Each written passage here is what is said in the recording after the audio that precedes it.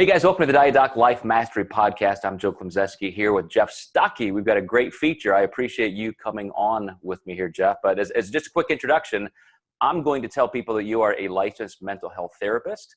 I know you've worked very deeply in personal and couple family therapy, but you've also done some executive coaching and organizational psychology. Anything else you want to throw in the mix? No, that sounded way better than anything I was going to say. So we'll just go with that. Was awesome, man. Yeah, all right. We're going to go with that. Okay.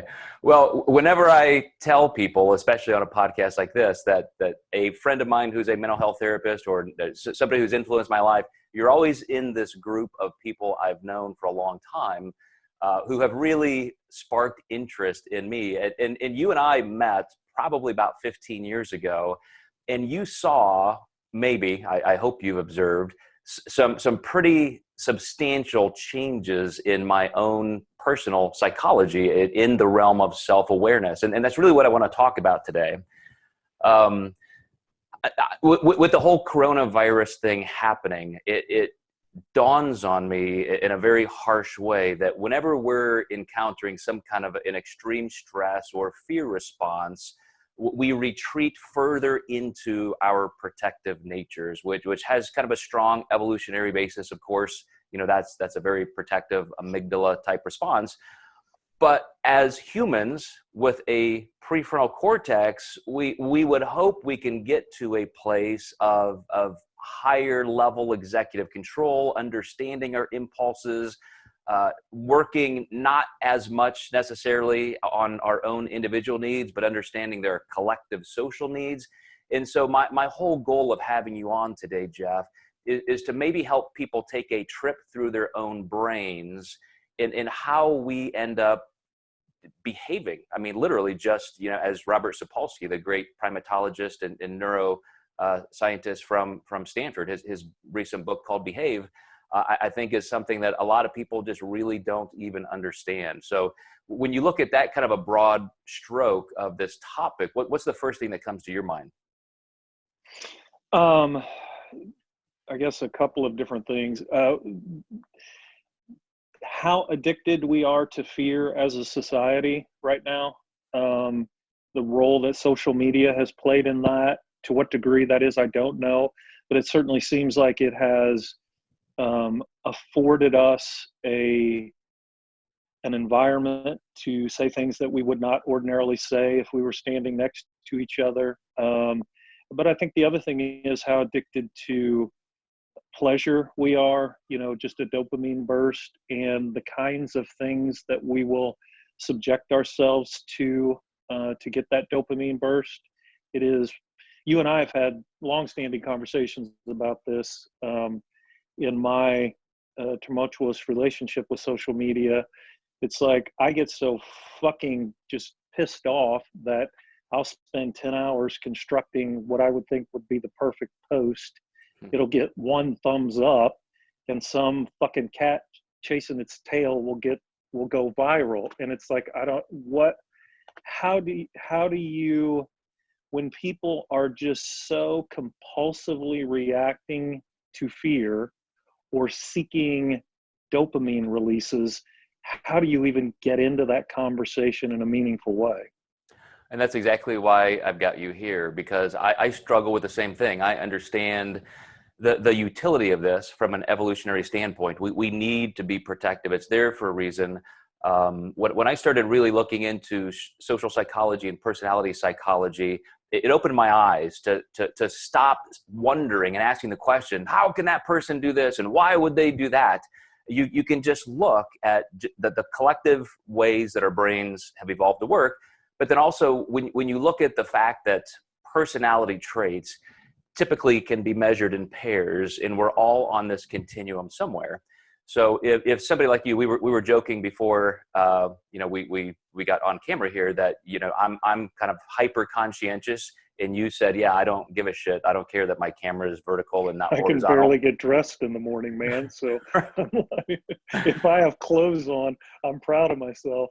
Right. So I'm just really interested in letting people see through a lens of, you know, stop being so myopic and just reacting and maybe take a step back and think, well, this person has a point of view and a right to that perspective. And that was constructed through decades of environmental influence and their own personality and so forth. So maybe I could just have a conversation and seek to understand and respect that instead of having this violent, aggressive reaction. Yeah, I've been doing, I've been asked on several occasions now to do some TV and some radio talking about how to deal with panic, and how panic works. And one of the discussions was that, one, just kind of the nature of panic or anxiety, when someone is in a panic state. And if, from my perspective, when I think about that, I divide, and I probably divide most things into this, but I divide them into content and process. And panic fits very nicely into that category. It's, panic is a process, and then that process has content. And when I get into a panic state, my primal brain hijacks my rational brain. The things that I have to guard myself against are, one, what we call perseveration, which is the same thoughts over and over and over again. And the reason that I think that word is particularly useful is that it comes from the root persevere. So when I'm in a state of panic, the thoughts that I am having, because they're coming from that primal brain, Joe, as you know, they are fucking rigid. They want to persevere. And so I perseverate. And then the other piece of that, which is, the opposite side of that coin, is what we call, as you also know, is confirmation bias. And confirmation bias is wanting to validate what I believe. Now, we all function from confirmation bias all of the time. But when the primal brain hijacks the rational brain, that sucker takes off on steroids. It wants to find information that validates the fear that I have. And that is evolutionarily, that process is millions of years old. So when that sucker takes off, it is almost a perfect system that's almost impenetrable. And what we then have to start to think about is, okay, once we have the recognition of that environment, how do I then have to communicate? And so what I suppose, and this is often, a safe assumption, is that when somebody comes into my office, they're coming in a state of distress. And so that system is activated, the process piece. Okay. I'm not so concerned about the content, what they're worrying about, those kinds of things. The first thing that I have to do is I have to recognize that process, and I have to get them out of that state. I have to communicate in a way that doesn't make that system more rigid. And I have to communicate in a way that gets them out of their primal brain and into their rational prefrontal cortex. But the communication that we see all of the time, it's just catalytic. I mean, everybody's reacting to each other, and it's just, we live in this age. And I think, again, social media, because of the disconnection and because we can say things that we wouldn't say, it just further antagonizes that system. And then we see the society that we live in today. It's just this reaction upon reaction to where people are going and buying thousands of rolls of fucking toilet paper. Yeah. And if we do what you're saying, which is stay stuck in that process that is just simply protective and individual based, it's to our own peril. I've likened it like this: what social media has done to our society. Any animal whatsoever, if you increase the population, let's say you have lab rats and you have a couple rats in a certain size cage, and then you add another one and another one and another one, we will all reach a tipping point where all of a sudden there's just a lot of social chaos because there's just too much stress. There's fighting over resources. And what social media did was it instantly took 7.5 billion Homo sapiens and threw us in the same box.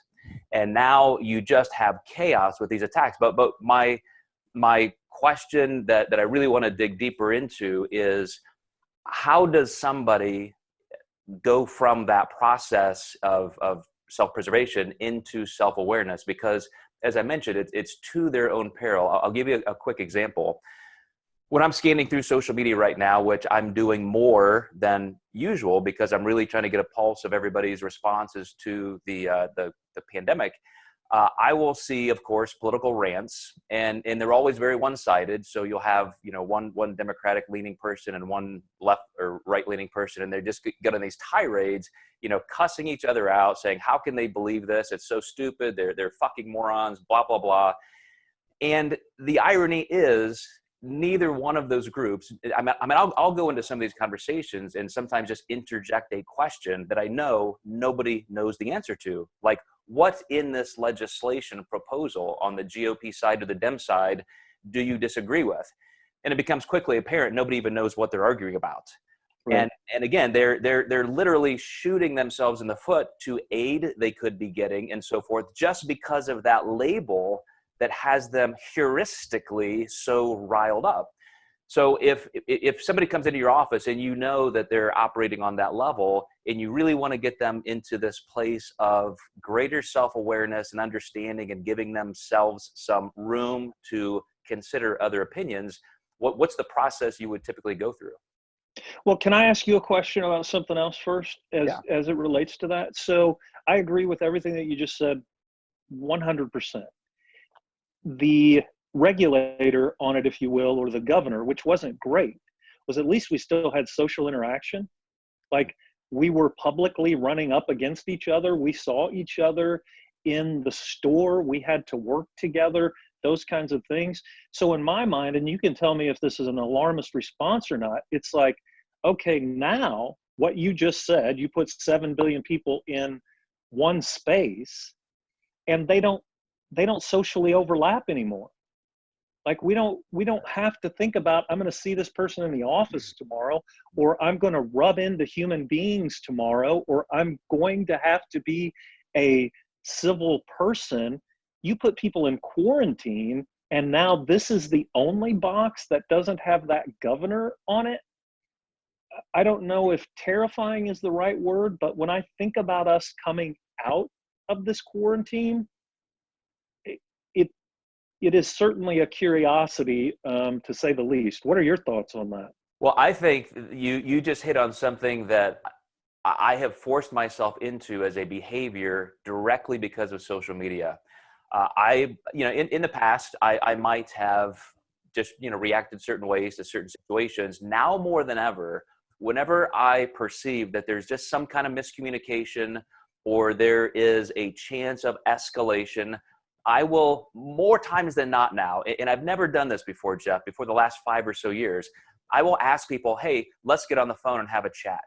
And as soon as we do that, and it's just voice to voice or even a video chat, but I've also done this, when things are really important, when I'm talking about, business deals or training or things like that, I've told people, look, I'm going to hop on a plane and I'm going to come see you tomorrow, or let's schedule a meeting. I will come to you. And I'm telling you, everything that you just said about not having to literally interact with somebody physically or personally is one of the greatest misgivings of social media. And I think to that effect, we all have to understand that, which goes back to my point of self-awareness. I had to start taking the time to do those video chats and phone calls and taking more trips to see people face to face, because it's that critical for those relationships. I might not do that with every scenario, but the ones that matter, I'm definitely taking the time. Right. And that goes back to, one of the things when I do marriage therapy, one of the initial principles that I will introduce to couples is 93% of all communication is nonverbal. Only 7% is the actual words that we're saying. 93% is, number one, tone of voice, facial expression, body language. You think about that. Social media takes all of those mostly, if not completely, out of play, at least in a phone conversation, whenever, one of the most critical elements of nonverbal communication is tone of voice. It brings that back into play. And in your experience, and my experience as well, it's a game changer. I mean, it just completely changes everything. But if you keep those things out of play, then the kinds of communication that are so destructive are just going to continue in that catalytic direction. Are you familiar? Did you ever see that beer commercial that went around a couple years ago, went viral, where they brought two people together in different sets? Like they had Oh maybe. yeah, it was a Heineken. Was it a Heineken maybe, or I thought it something like was. that? So you Yeah. could have a neo-Nazi person, and then somebody who's a minority. You could have a homophobic person with somebody who's gay, and they didn't know that about each other, and yet they brought them together, and they had to go through a task. So kind of a shared crisis moment, and work these things out. And then at the end of this, I mean, they had to spend hours together. They got to know each other. At the end, they were told, oh, this person has the exact radical political views as you, exact opposite, and so forth. And what do you think about this person now? And every single one of them, it gives me goosebumps even recalling, said, I really like this person. I want to hang out with them. I consider them a friend now. And I really need to rethink all of the presuppositions I brought into this. And that is so telling to your exact point. Yeah, and it's we both had similar. It's kind of interesting that when you and I met, we were both deeply fundamentalist evangelical Christians, and we have very much diverted from that. But I have taken an extreme fascination in Buddhism and the notion of the illusion of self. And when I first started to study that, I was like, this is the stupidest thing I've ever heard. Like, what? This is just, because it's a very difficult thing to grasp, because this identity that I had nothing to do with. I didn't get to pick.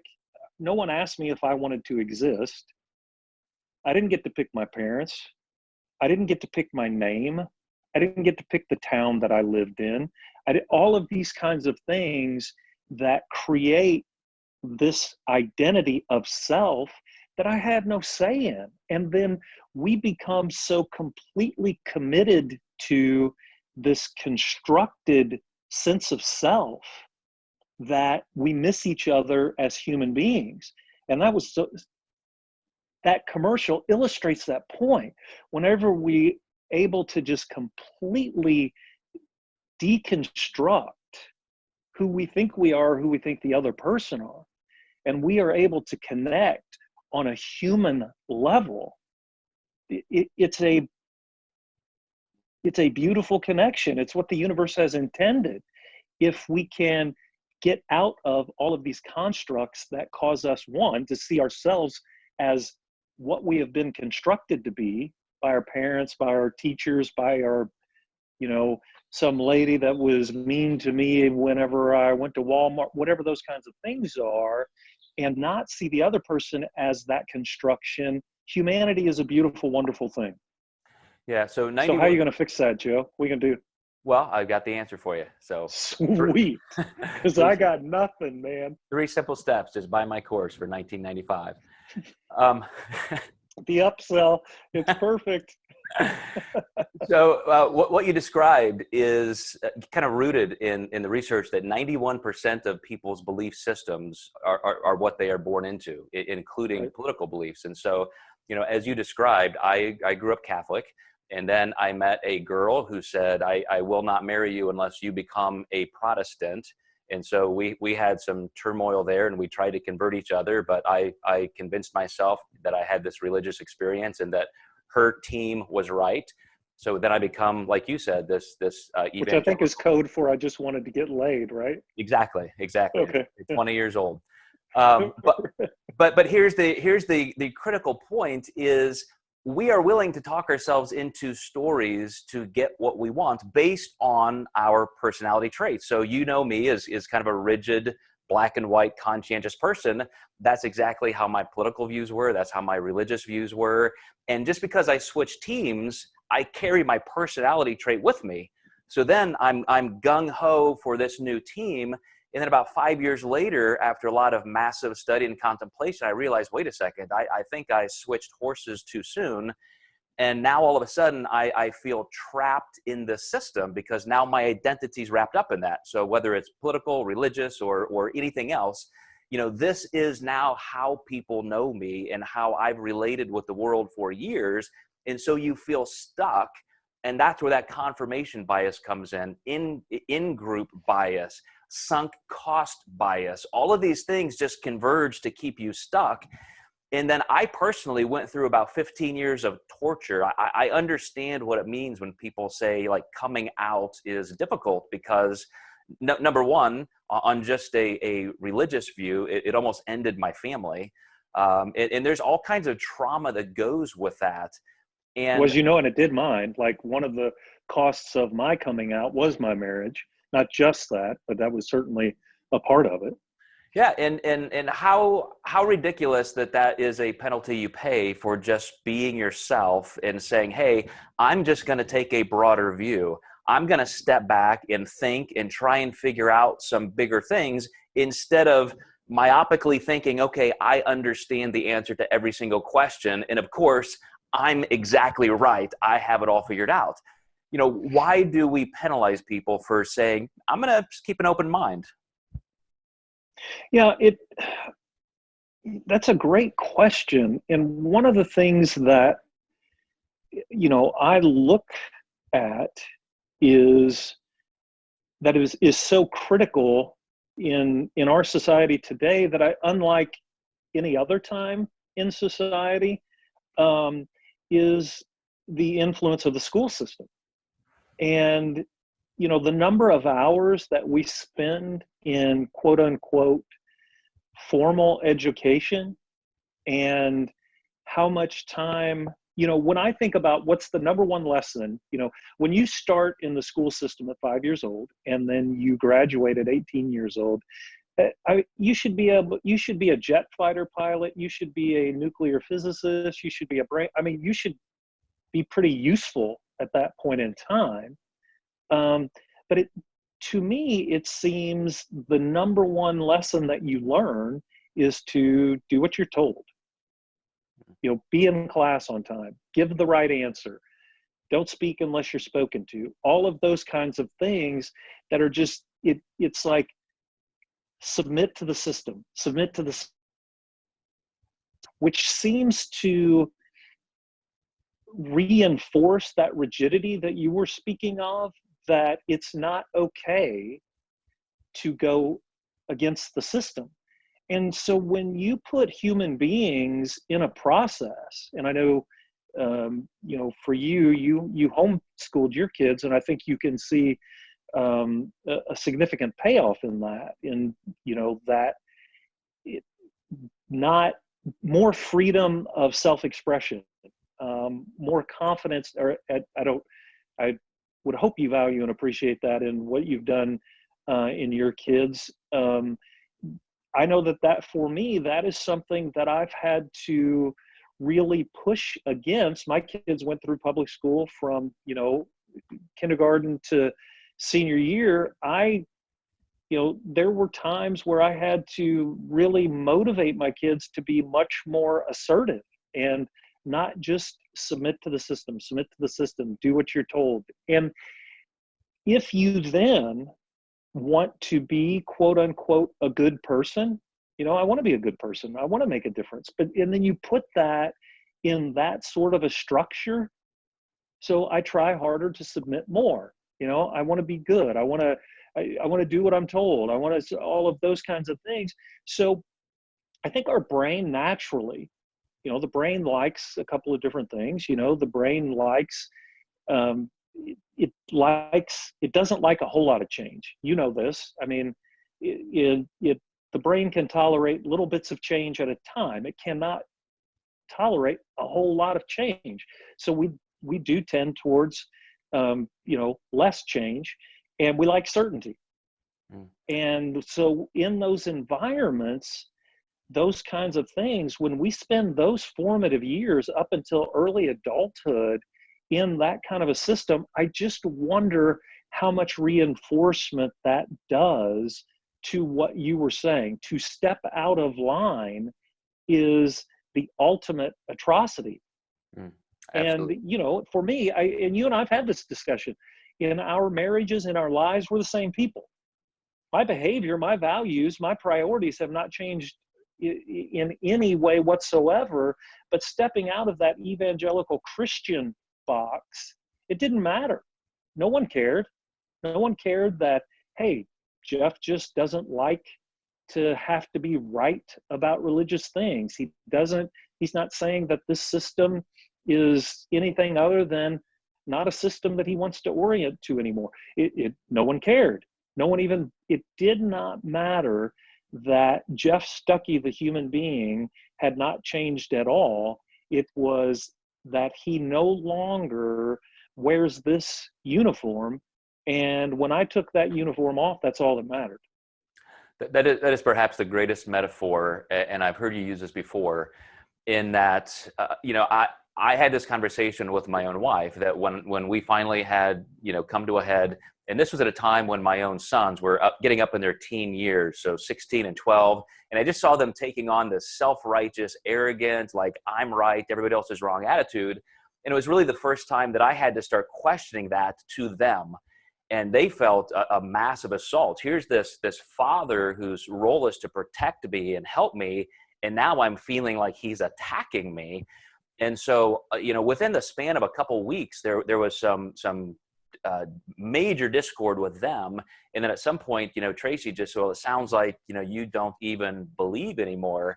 And my exact response was, I thought that was kind of obvious through my behavior and expressions for the last 10 or 15 years. But in that moment, Jeff, as the mother of our 4 children and my spouse of more than 25 years at that point, 20 years, she completely felt isolated from me. And years later, she said, in that moment, I felt like I had lost my husband, simply because what you said.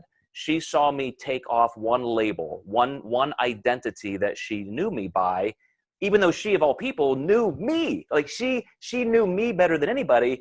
And yet she completely 180 disassociated from me, started triangulating my kids away from me, telling them, okay, we got to do this with dad. And here's this. And they're like, okay, we're in crisis mode, DEFCON 1. And it's like, what the fuck just happened? Like, I'm the same guy. And that happens politically and everything else. And we just fail to step back.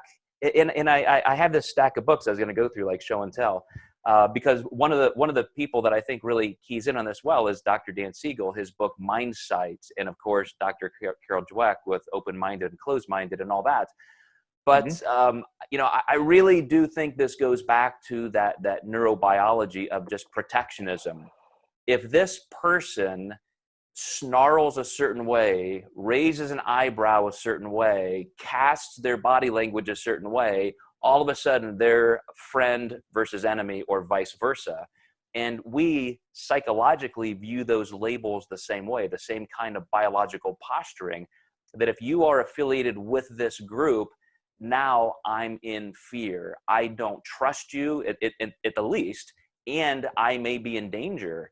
And this is where, as a species, we just have not grown into our neocortexes enough, where the communication between our limbic systems and our amygdala and our neocortex, like you said to begin this conversation, we always default back to the oldest system, binary system, which is good or bad, threat or non-threat.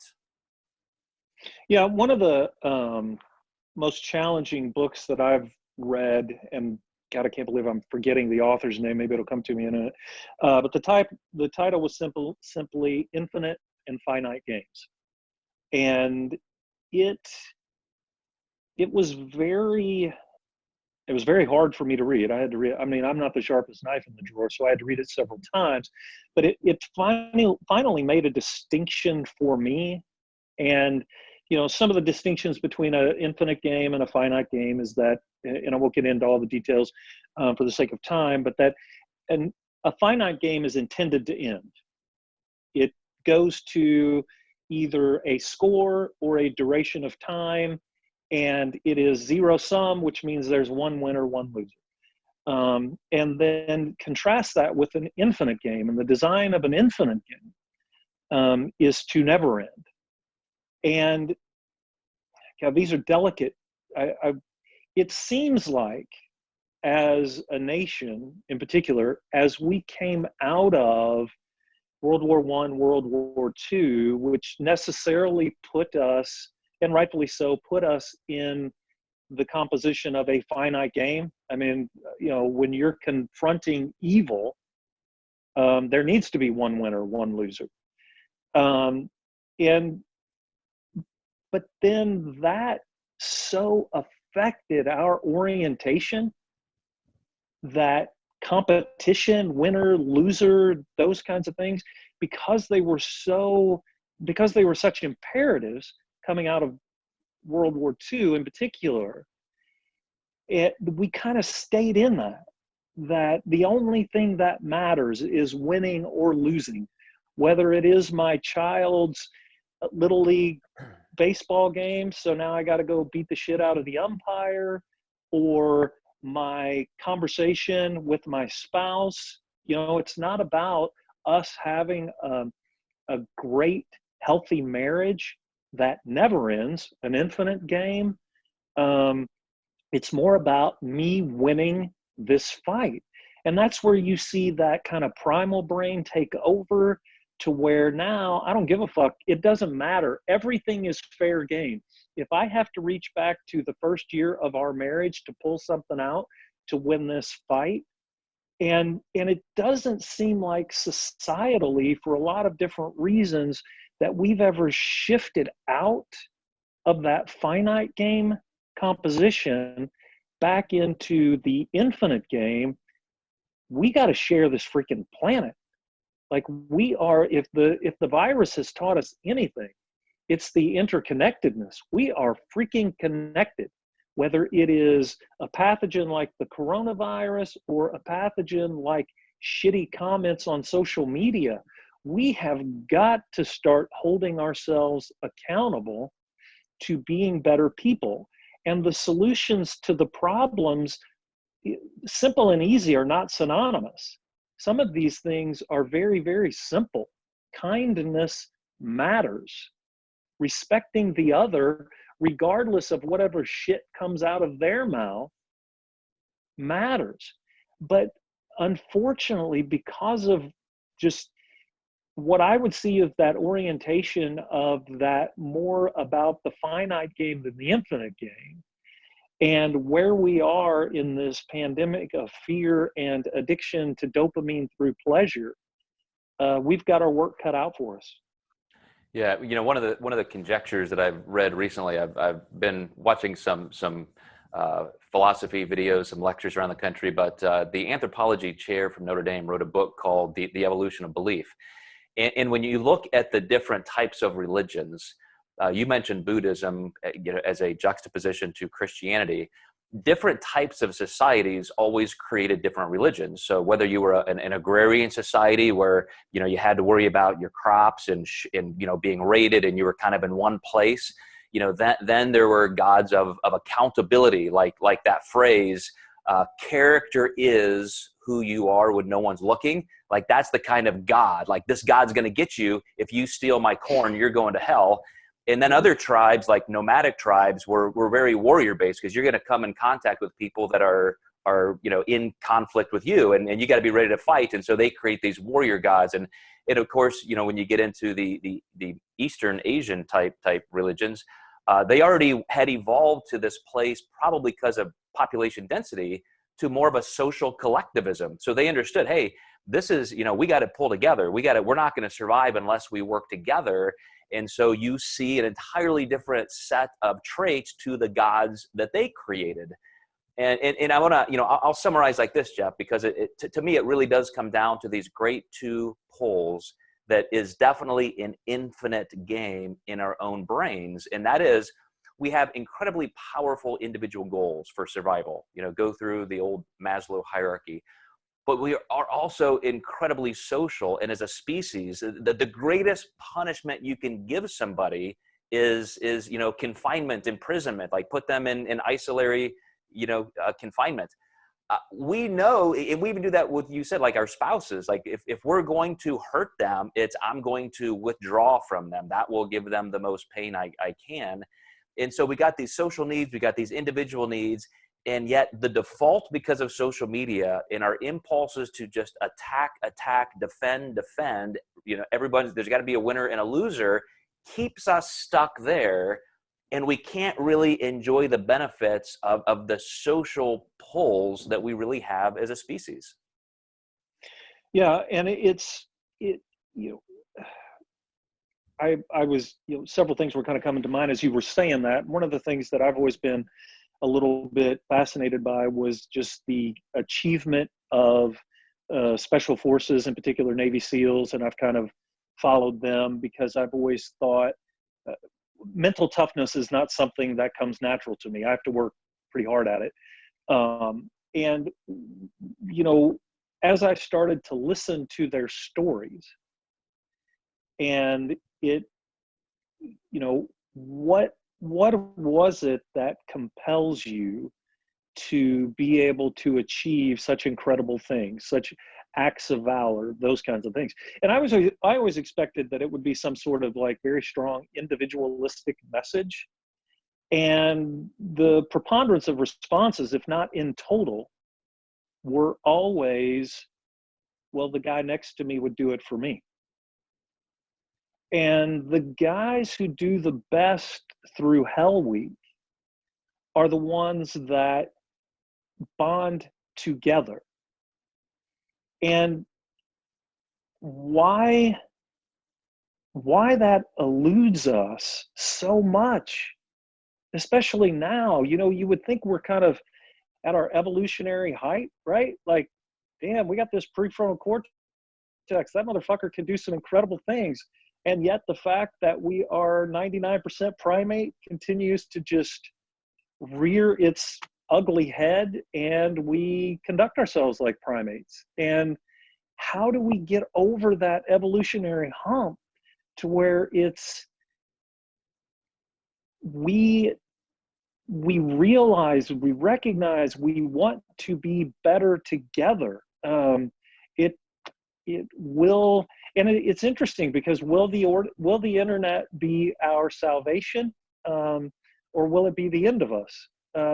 These are strange and interesting times. Well, it's really, Jeff, just another point of evolution. Evolution is driven by natural selection. And so your comment that, hey, haven't we reached the pinnacle? Look at our neocortexes. We've thought that every step of the way. We thought Right. that when we were burning witches at the stake. We thought that when we were, 2,000 years ago, raping little girls and taking entire societies at God's command as sex slaves. We thought we had all the answers then. So my proposition would be that here we are. This is definitely a moment in time that will be a chronological hash mark saying, here's what happened when the internet age and social media occurred to this species on this planet.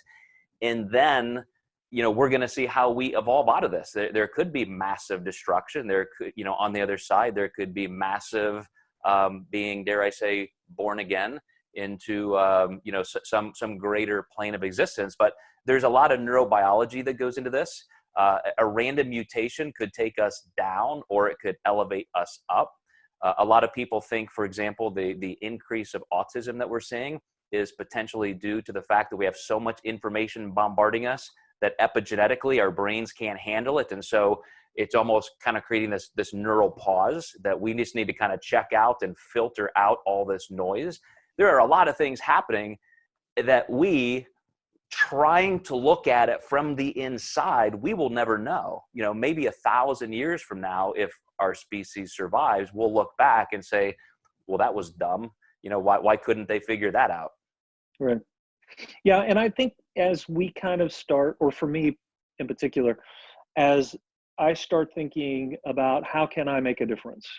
And of all of the brain states, it seems like that which is most robust is the connection that oxytocin creates. When people, and commonly referred to as the intimacy hormone. And I think it's important that we think about that word intimacy in a clinical sense and not in a superficial sort of way. An intimate connection is the deepest, most robust connection. So as I interact with people personally and professionally, and I try to recognize what brain state they're in, is it more that primal reactive state? And if in fact it is, how can I create that deep, robust connection through intimacy? And a phrase, this is common, I'm sure you've heard it, many people have heard it, but has served me well personally and professionally, is the phrase that you cannot be curious and angry at the same time. And if I as an individual, I always have the power to choose to be curious or angry. And as often as possible, whether I'm interacting with a client and, as a mental health practitioner, curiosity is my greatest tool.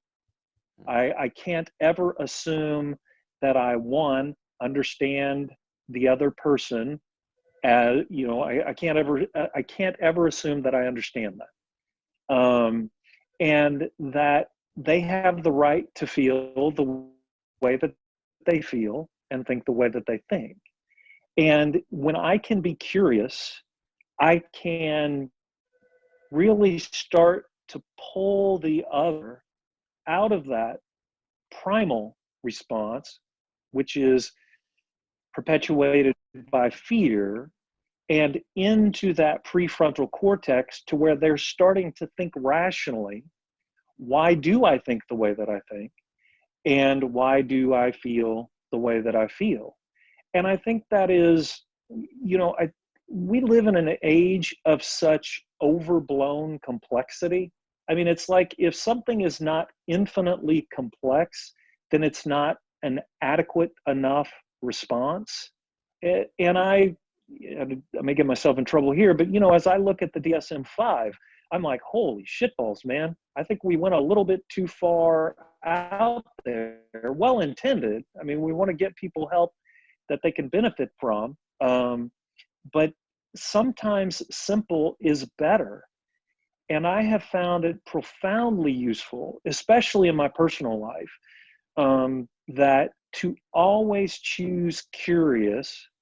I want to be interested. I want to understand over being angry, just my own primal response, reacting to that. And when I'm able to do that, I do have some profound power to take you and I's relationship out of a finite game, zero-sum winner-loser, into an infinite game of we just want to understand each other, and I just want to understand you. And I can always do that, Joe. I can always want to understand you. I can always want to be curious rather than responding in anger. And the other piece of that is I got to keep my world small.